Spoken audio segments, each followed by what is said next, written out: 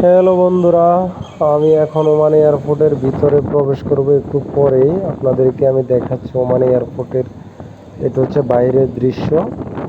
আর যারা এয়ারপোর্টের ভিডিও দেখতে খুব ভালোবাসেন তাদের জন্য এই ভিডিও। আমি ভিতরে প্রবেশ করলাম, এটা হচ্ছে শিডিউল, বিমান চলাচলের শিডিউল। আর আমরা এখানে এসেছি বাংলাদেশের উদ্দেশ্যে। দেখুন, হাজার হাজার মানুষ আসলে তাদের গন্তব্যস্থলে যাওয়ার জন্য এয়ারপোর্টে এসে তারা তাদের বোর্ডিং পাস করে নিচ্ছে।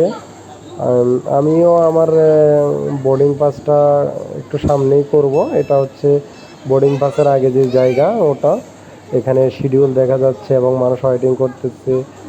প্লাস পাশাপাশি এখানে অনেকগুলো দোকানও আছে, কেনাকাটা করা যায়। দেখুন, ওমানিরা তাদের এক জায়গা থেকে অন্য জায়গায় যাওয়ার জন্য এয়ারপোর্টে এসে পৌঁছেছে।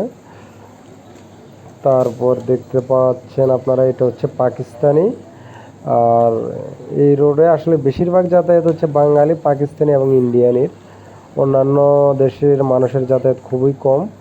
ওমান হচ্ছে একটা গরিব দেশ, সবাই বলে। আসলে অতটা গরিব না, যতটা গরিব কান্ট্রি আসলে মানুষও বলতেছে, ততটা গরিব না। আসলে মোটামুটি ভালো একটা দেশ, দেখার মতো।